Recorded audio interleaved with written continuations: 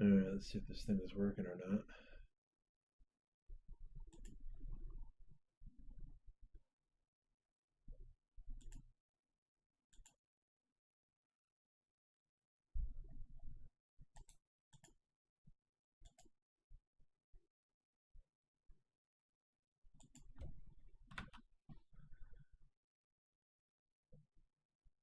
It doesn't seem to be working.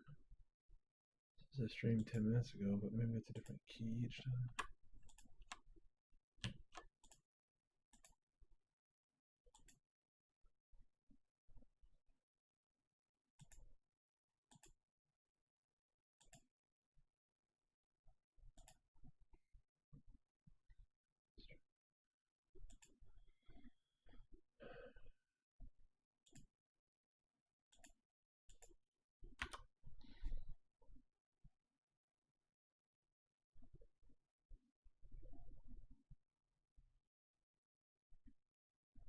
There it is.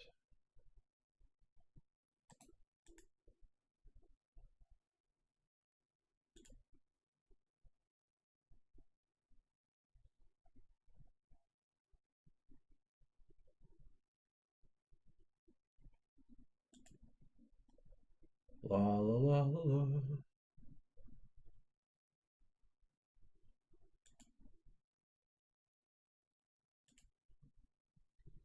There it goes.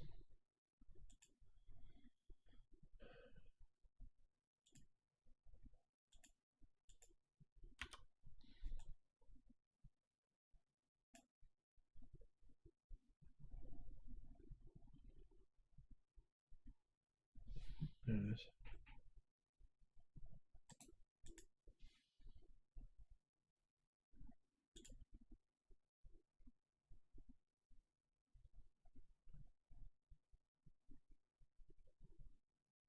I don't know if this is working or not. La la la la la. Yeah, it's working.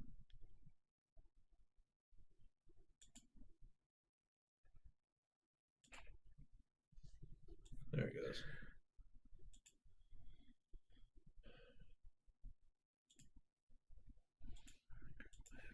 That might be a better idea.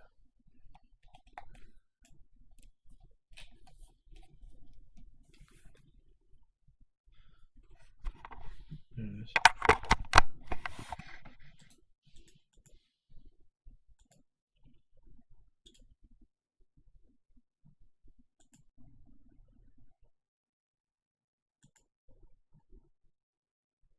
Okay.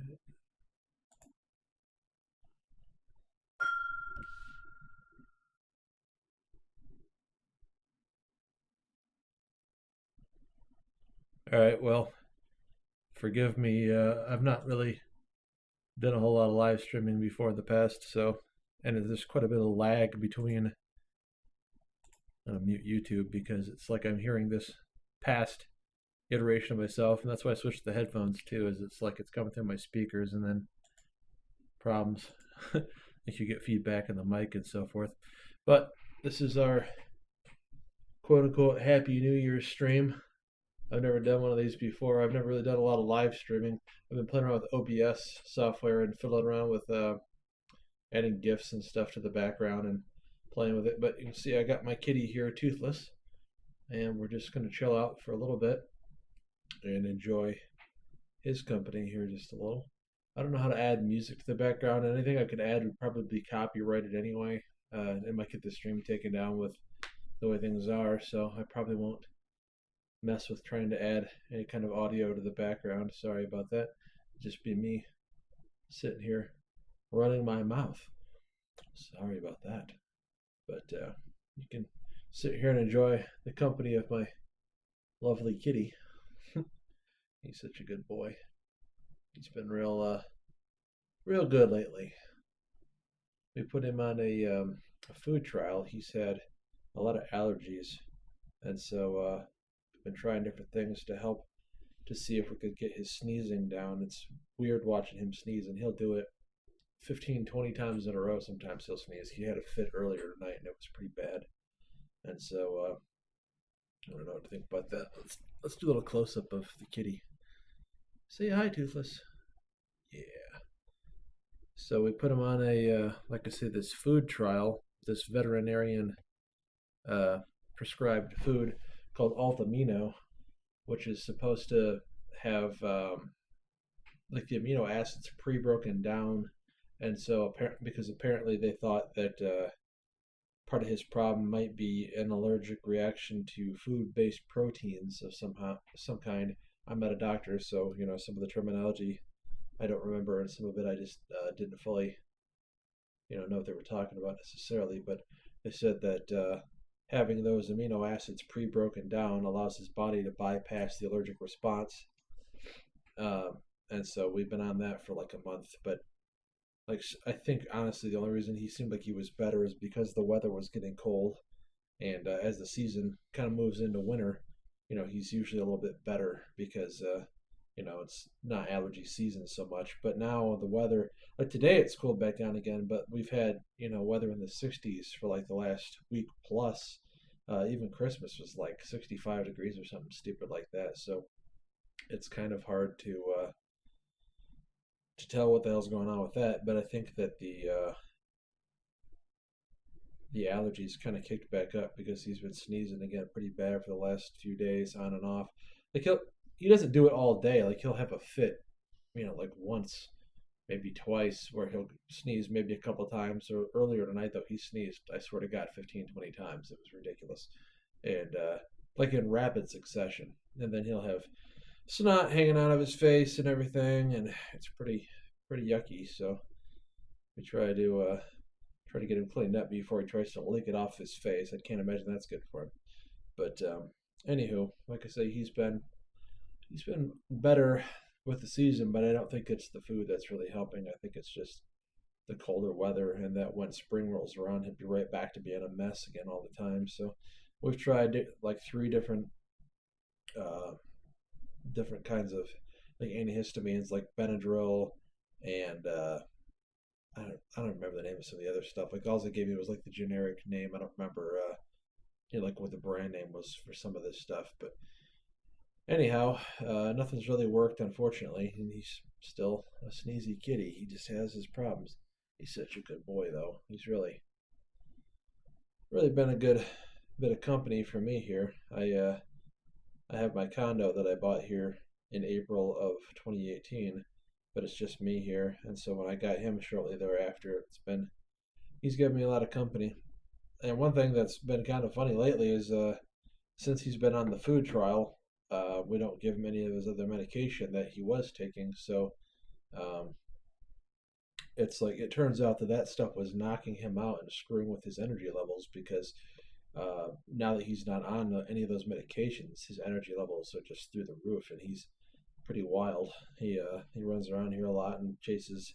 He's got a fishing pole that I I bought for him that has like a cat friendly attachments on it, like little jingle toys and shit, and he'll chase those around. But he'll bring it in here and like bring it and drop it right at my feet, so I'll play with him. It's like he knows it's a toy. He knows it's me that controls it, but he still wants to play with it. It's pretty cool. He is kind of like a dog in a lot of ways. I don't know if he's a full blood Maine Coon or if he's like a Maine Coon and like a Himalayan or something mix, but he has definitely a lot of Maine Coon tendencies.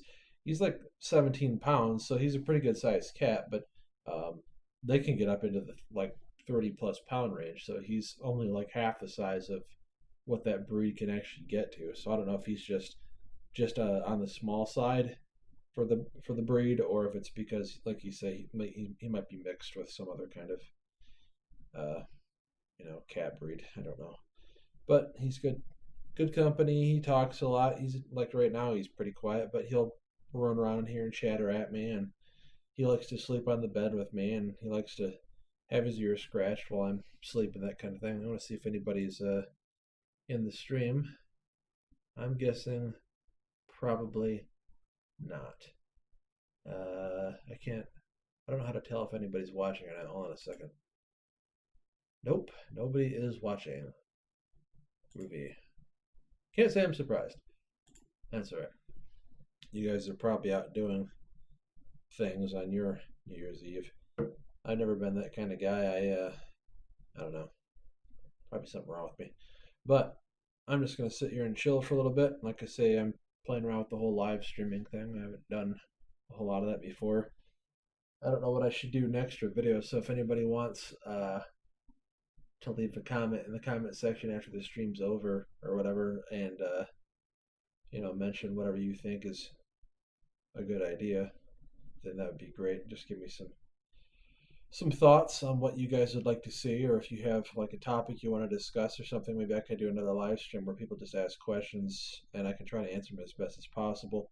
I had some jackass on my videos earlier today trying to claim that I don't know anything about computers because he didn't like the way I had built my machine or something. It's the internet. It's the nature of the beast. But I got a couple newer games. I just bought there's a game on Steam called, I don't know how to pronounce it exactly. It's either Chernobylite or Chernobyl Light, but it's made by Russian developers. I don't remember the name of the dev studio, but it uses the Unreal 4 engine.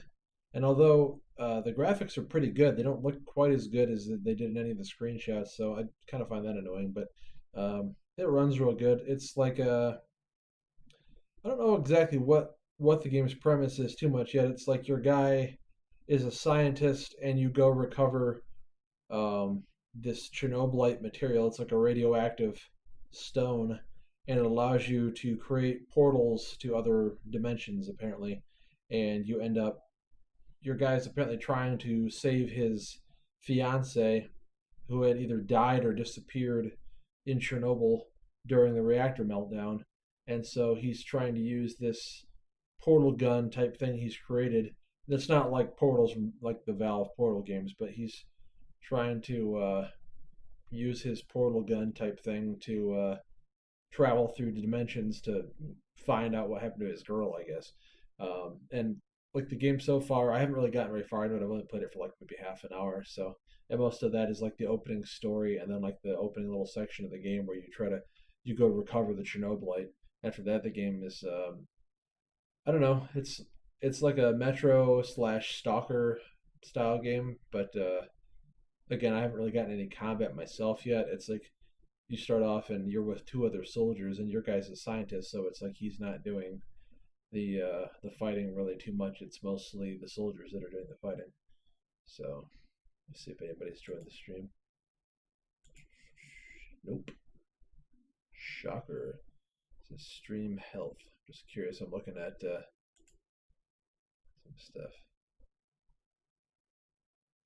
Viewers may be experiencing minor issues, it says. Interesting. What viewers? Alright, I got that, and then I got some other game that seems utterly pointless. It was called, oh, what the hell is it called? It's not Hush. It was, starts with a P. What the fuck is that? Pacify. It was $4, so I guess I don't really care if it's fun or not. But it's like you're in some kind of a haunted house, and there's some girl with like a butterfly painted over her mouth, and she kills you whenever she sees you. And I couldn't figure out how to avoid being killed by her within like 2 seconds, so it wasn't much fun. I don't really know what the purpose of that is. But anywho, I guess what I'm gonna do here is I brought up a bottle of something with me here. See if Toothless wants some. Yeah. This is Woodford Reserve's chocolate malted rye variety of bourbon, and it's quite good. I had a little bit on Christmas, and I thought I'd have just a little bit tonight. Just it's a little early, of course, but just to celebrate in the new year. If any of you guys would like to have a drink with me, stop on by Louisville, and I've got like 10 bottles of other shit in the cabinet if you don't want some of this stuff. Oops. Try not to spill any on my cat, he probably wouldn't like that.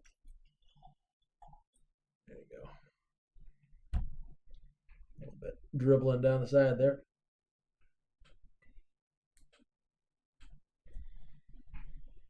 But anywho, cheers to you guys. Another year of whatever. So I've been running this channel since like 2007 or something like that, and don't even have 400 subscribers yet. I don't know really how to bring in the viewership like some people do. I just I don't know. I don't have the charisma. I don't know what it is that people are looking for on this channel. Maybe I need to have the cat on more often. People like cats. All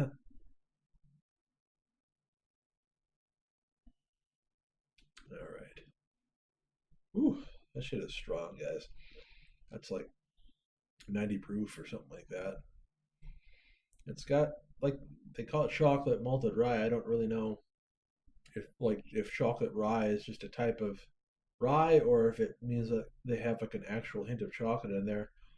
And maybe it's like a psychosomatic response, but I do taste like a little hint of chocolate in the background. But it's pretty much just a strong bourbon flavor. You want some of that, buddy? Yeah, you want some? He's a little beggar when it comes to food. He's sitting down there at the table earlier, and like anytime I'm having, like I do mostly low carb food, so I eat a lot of like bratwurst and steak and chicken and things like that. Um, it's worked pretty well. I've lost a fair amount of weight, but since I started this channel, I mean, like last year at this time, I was like 360 pounds, and now I'm like 280, and I've been as low as like 268. I gained a little back because of the holiday season, and now I've started taking it back off again. I've taken off 5 pounds this last week, so we're getting back into the right direction here. But so he likes to beg for food. He's silly. And unfortunately, because he's on that food trial, even though I don't think it's doing anything for him, it's like I can't let him have anything else. So he sits there and pisses and moans at me because he wants whatever it is I'm having and can't give him any. I think after this trial, though, this first bag of food, I'll report the results to the vet and just be like, I don't think it does anything. And it's expensive food too. It's like $50 for a bag of it, which lasts like 2 months, so that's not that bad. But it's still like a bag of the stuff he was on before, which was already considered expensive food, is that Blue Buffalo stuff, and he was on that for well, I guess supposedly you've been eating that his whole life. I've only had him, like I say, I got him in April of 2018, so I've had him, a year and a half now or something. But that's what his previous owner said he had always eaten was Blue Buffalo. That stuff's about $18 for like 2 months supply. So, spending like 2.5 times the amount of his food, and it's not doing anything for him. So,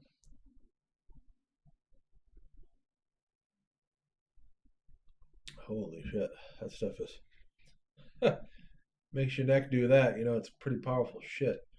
I don't want to get completely plastered here. I don't really like getting that drunk, honest to God. Like, and I think I'm pretty much done with beer for a while because, again, it's like I'm trying to get some weight back off again, and beer is like all carbs, especially the kind of beer that I like. I don't like regular, like your Budweiser or I don't know. I don't like light beers. I like dark beers. Like there's like a Kentucky bourbon barrel stuff that I like pretty well, and then there's a company called Founders that makes a beer called Dirty Bastard. It's a Scottish strong ale, and I think it's between 8 and 9, or I'm sorry, it's between 9 and 10% alcohol. It might be like 8.9 or right at 9 or somewhere between 9 and 10. I don't remember, but it's quite powerful, and you can get a 6 pack of that for like maybe $10, which I mean, you go to a bar and you buy a cheap bottle of Budweiser for like $2, so it's pretty inexpensive for what it is. And like two of those, maybe three, and you're starting to get pretty fucked up.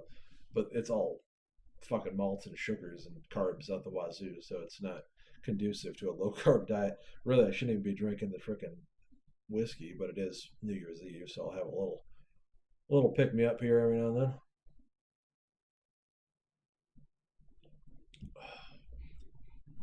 What do you guys got going on tonight? I'm sure that there's various people doing partying and whatnot. I'm just kind of surfing around on. I like to look at Craigslist. I like to look at the Facebook market. There's always people selling kind of random shit on there, and sometimes I'll find stuff that I like and snap it up as much as possible.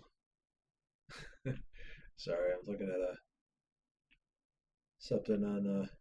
So there's a site I use called bodybuilding.com that I've been on since like 2013, I think. Let's see if it says. Yeah, I started that in two. So almost 7 years I've been using that site, which you know, I'm not really doing that good of a job. Like I've been working on the muscles, but not so much. Haven't had that much success with the fat, other than like I said, this last year or so, a little over a year, that I've been really working on it again, and I've taken off, like I say, a fair amount, but I still got a long ways to go. Like really, to get down to my old army weight, I'd have to lose like another close to 80 pounds. Like the lowest I got was back in the I joined in 1998 and like the end of '98, so early '99.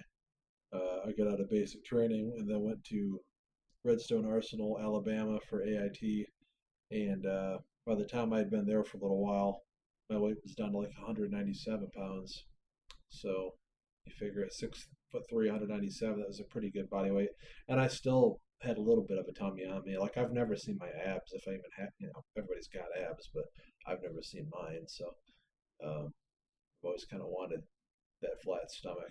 But I was in pretty good shape. I used to be able, I was never like one of these super fast. They call them like jackrabbits, like guys who can just run like you wouldn't believe. I've never been that fast, but I used to do 2 miles in maybe a little like 14 and a half minutes. That's not bad. And I could do 115 push-ups in 2 minutes and the same number of sit-ups. And so I was pretty good on those parts for the PT test. I always liked doing some of that kind of stuff, but I always hated running.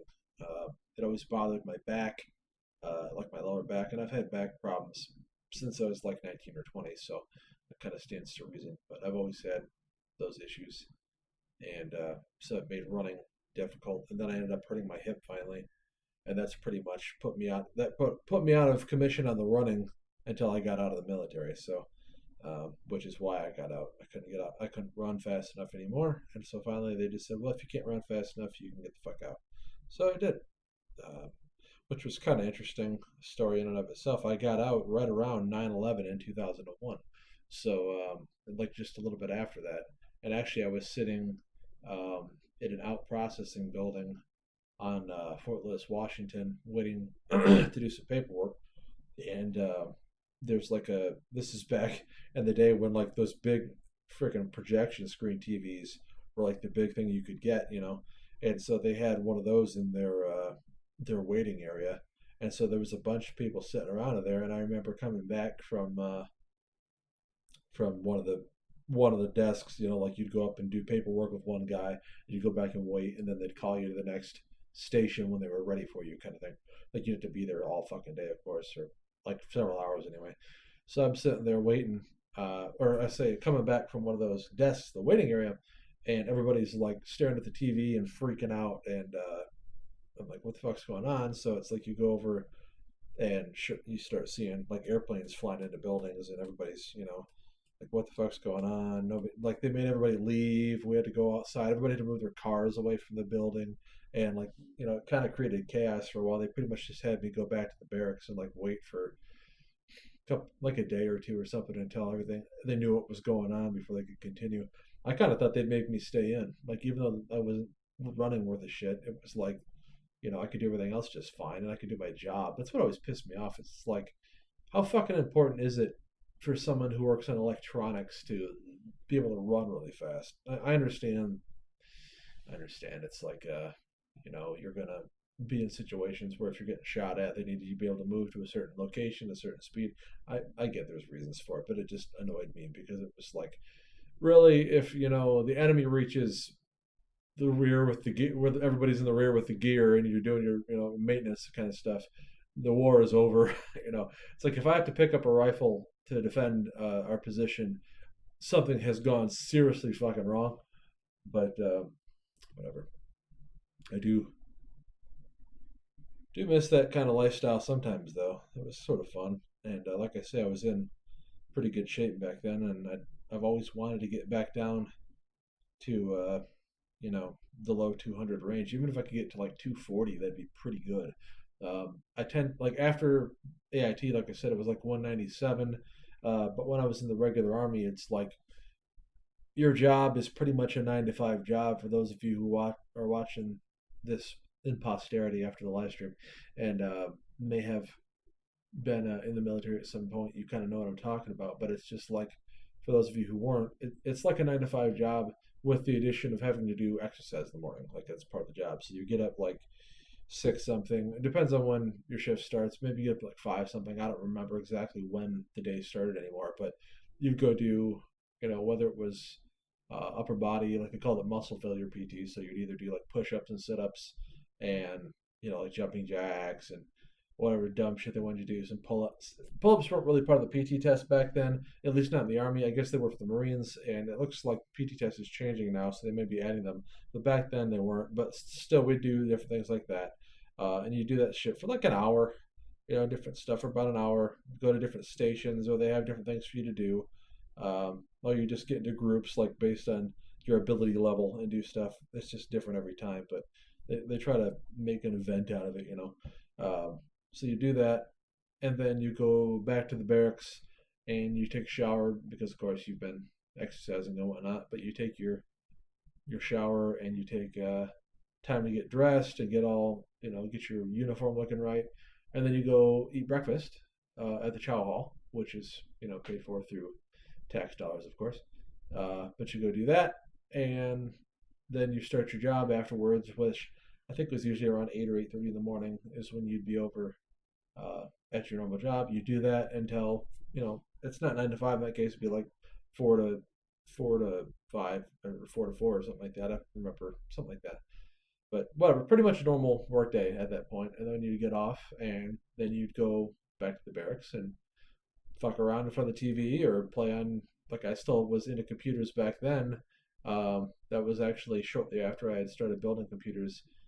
This buddy of mine, Ray, who died here a couple years ago, unfortunately, got me into the whole PC building, and so I was goofing around back then with like Voodoo. Oh, ow, kitty! Hold on. He's got pretty sharp claws, and he likes to grab my hands and my arms all the time, scratch me. But yeah, like I say, so I had like an old Pentium 3, 500 megahertz with like a Voodoo 3 or 2 or something. I don't know.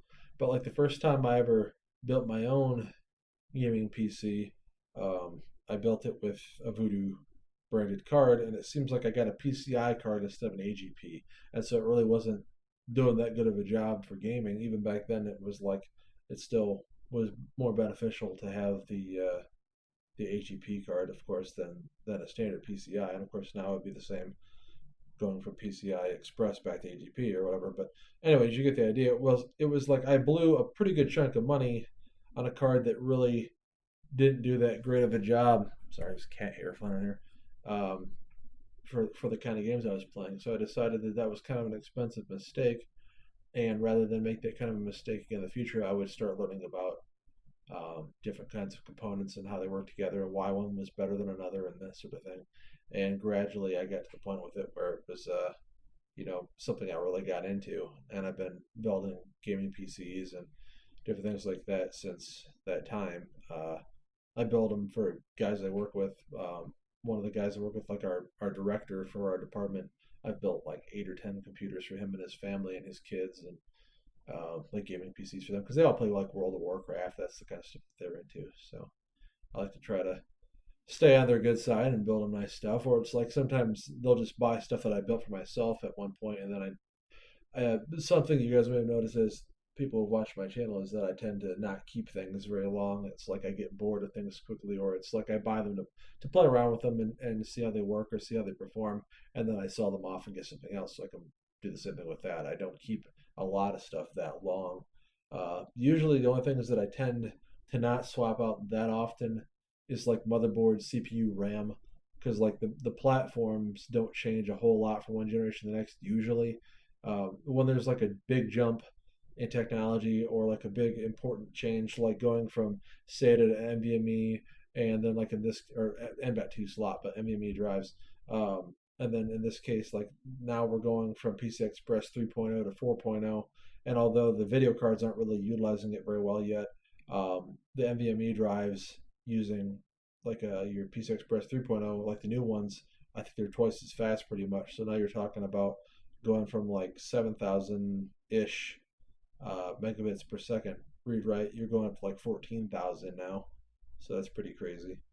Um, Pretty handy stuff there. But so like that's the kind of stuff that unless there's a big change like that from one generation to the next, uh, I had I've had some processors like I think I had my 3930K for like 4 years.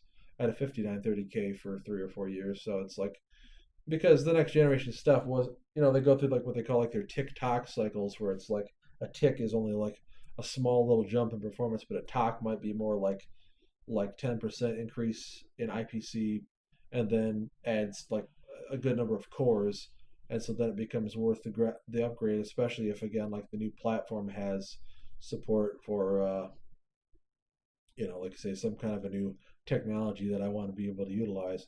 So then I'll upgrade to a new processor, new board, and new RAM. Like again, that's like another thing. Like if the RAM changes, like from DDR3 to DDR4, and you want to be able to go to utilize that new memory, well, okay, so you got to upgrade your platform. But otherwise, the things I do change most often are video cards, and I'll sometimes do that 4 times a year or something like that. It just depends on what comes out, and it's because I'm stupid. Um, it's like I should buy. I should just wait until like the card I want comes out and get that. But I almost always jump on stuff too soon because I get that itch. You get excited for new upgrade, and then it's like I should be waiting until the good second generation shit comes out. So like the Founders Edition comes out, and then you got all these blower fan edition pieces of shit, and then you start finally seeing like the cards with more power phases like your EVGA for the Win threes and your like the card I have right now is the Zotac Amp Max, and there's a what the hell Asus like their ROG Strix and all these different higher end versions of the cards come out that have better overclocking potential. Those are the cards I should get. I should just get like one of those, like with a hybrid cooler or a water block or something, and that should be it. But I always buy other dumb shit beforehand or whatever. And then like lately, I even tried the AMD 5700 XT where I did the short video about that. With that card, had nothing but black screen problems and Wattman crashing and just random stuff. And people were like, maybe it's your power supply. Really, the same power supply that's running a pair of 2080 Ti's? No, probably not. So, like the people that act like those issues aren't well known with AMD. Fanboys crack me up. It's like I want AMD to succeed. I want Nvidia to have competition, so they'll innovate and they'll have to lower their prices. But AMD is not providing them with that competition by releasing products that don't fucking work. And for people, that's my experience with the card. I had a lot of problems with it. I returned it to the store. But you can Google it. You can find that since they came out, and see, I thought it was like a cooling issue because like when they first came out, again, like the stock version of the card had poor cooling, and people were saying, okay, it has it's not cooling the card sufficiently, and that's why they're having these crashes. Well, then they come out with the aftermarket ones, and the one I bought was the MSI Mech 5700 XT. No, it did the same shit, and it's like all the people that I saw on forums were still reporting. Well, not all of them, but a lot of people were still reporting the same problems with the OEM better cards that were supposed to have better cooling, still black screening, still having problems. And then apparently you can't install, or at least I don't know, maybe you could put an AIO on one of them, but from what I was reading, like it doesn't support it, or you'd have to put like your own heat sinks and shit on the VRMs and the video memory and so forth, and cool it separately.